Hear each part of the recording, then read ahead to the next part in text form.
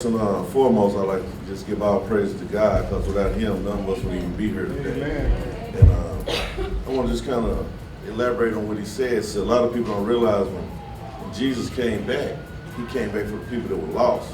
So the people who are all right, I guess they all right. But He came back for the people that was lost. And that's one of the main things I try to stress to everybody that I know that's kind of upper echelon, and they get scared to go back. Now you have to go back for the people who lost. The people who are already in church, some of them are right, some of them not.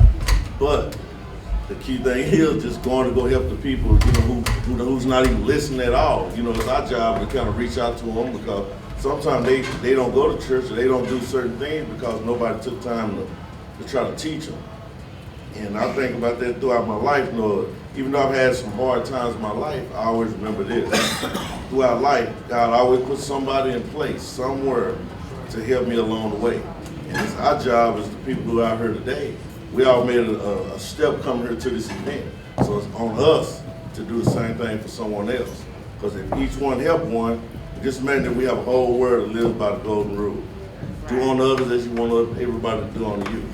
It would be a complete different world, because nobody would do all the messed up stuff. No one would do all the harmful things to each other, because you don't want nobody to harm you. You don't want nobody to harm your family. So if we took that same attitude on, it would be a whole different world. And I was thinking about an accomplishment.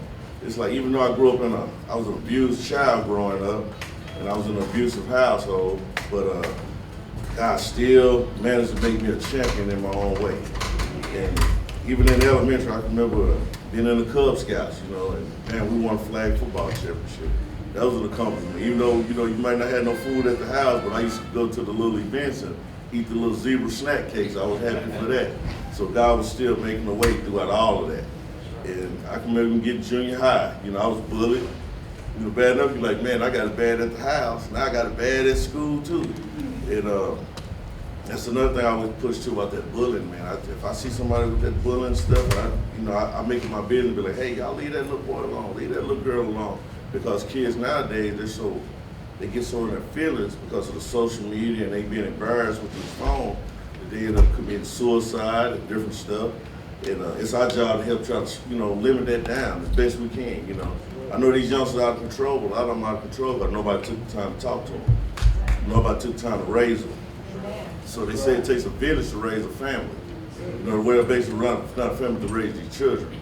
And that's one of the main things I want to stress to everybody. I mean, if y'all need proof that it's a God, I'm standing here, I'm the proof. I'm still breathing. I've been shot, I've been everything almost you can think of that could happen to a person. And not too long ago, less than right at 2 years ago, I went to the hospital and collapsed on the floor off in there. And when I woke up again, they told me I had been in a coma for 2 months. But I couldn't even talk then. I was just alert. And I always like to share this story with everybody. It's like, you hear those stories about people who said they crossed over. And I ain't gonna even lie to y'all, I didn't believe none of that. I just be like, oh, they was under the influence of that meds and those medicines. They were tripping. And, so when I ended up actually going through it myself, it made me a true believer. I always talk that I believe in God and I go through the ritual of prayer, but I never was a true believer until now. Because when I slipped into that coma, it's like, I didn't see God, but I did see the devil. I was hand in hand combat with the devil. I met him. He's not that devil that everybody describes with the red skin and the horns. He was a pretty boy. He was like a mixture of black, white, Italian. He was like a mixed type looking dude. Had a marine structure face, six-pack. He was kind of, nice looking dude, according to the standards of, you can just look at him and tell, like, And he had a suit made out of diamonds, shoes made out of diamonds. The dude had everything earthly that you could think of. And I was like, wow, man, this, but I didn't know he was the devil at the time, even when I was in a comatic state. And I'm gonna tell y'all something about that state I was in. Just like I'm sitting here now, I was living that same way in my comatic state. I was getting up, brushing my teeth, taking a shower. Everything I did out here, I was doing in that wherever I was at. That's why I know it's proof that you really actually, when we die in the flesh, we're going somewhere else. Because I could tell I was like really living a whole different, like being just like we're here, I was there. And make a long story short, it's like, the dude, he dealt in everything was pleasurable to people. He really had no real power, but his only power was influence. Like, you know, I remember one time, I even remember doing I don't want to, because it's a long story, but I'm gonna make it short. And I challenged him to a fist fight. And I can remember him, he was playing with his nails. He said, "Oh no, I don't do that." He said, "But my homeboy right here does." And he big old, mean, dude, like he ripped your skull off. And I said, okay, I kind of seen how he worked. But then everything he did give me in that comedic state, at the end, I could never pay him back. No matter how much I kept giving him, he kept saying, "I owed him more, owed him more." So that just kind of showed me that when we deal with stuff that we shouldn't be dealing with, it's never going to be a way to pay it back. It's going to, suffer with your life and your soul. So that's why I come to everybody now, man, saying we all got a second chance because we all got action. We out here breathing. We're in the world of living. So we need to make the best of everything we're doing right now and pay it forward. So, each one save a life. Each one of us save a life. And then, like God has blessed me since I've been out the hospital, I've been able to accomplish more now than I ever accomplished in my life. I got my label going good, in that radio station that we run with our friends, and I just feel more of an accomplishment now. And I look at life completely different now. Where at first the stuff I took for granted, I don't take for granted anymore. Like just simple stuff, air, water, oxygen. Like when I was in the hospital, I couldn't eat, drink, walk, do anything. So it's like stuff that we take for granted is really a blessing. And I'm gonna show you how vain I was too. I remember I had to talk with a device. I had a trait. So I had to put a little device over my throat to talk. And I was so vain, I was like, man, how's anybody gonna accept me? Like, I'm gonna have to go buy me a Louis Vuitton scarf and put it around my neck so nobody won't be looking at me funny.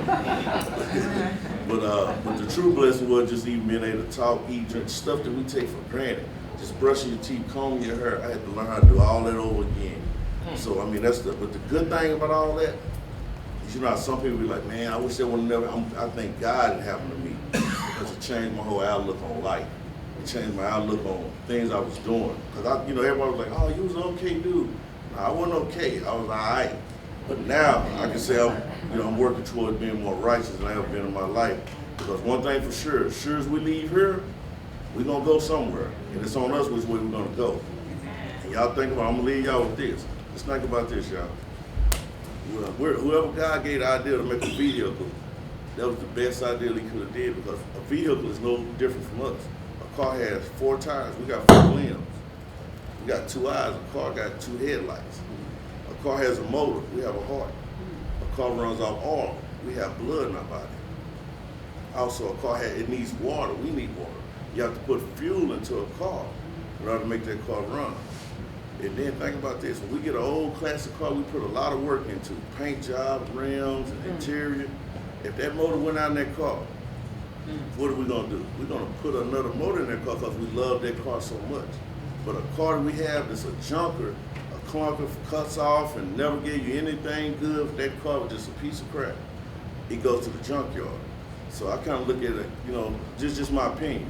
I think God is going to actually do that with us. The ones who served him and was faithful and did everything they were supposed to do, he's going to give us another motor by going to heaven. The ones who didn't are going to end up in the junkyard, and we know where that junkyard is. God bless y'all, and keep your head to the sky.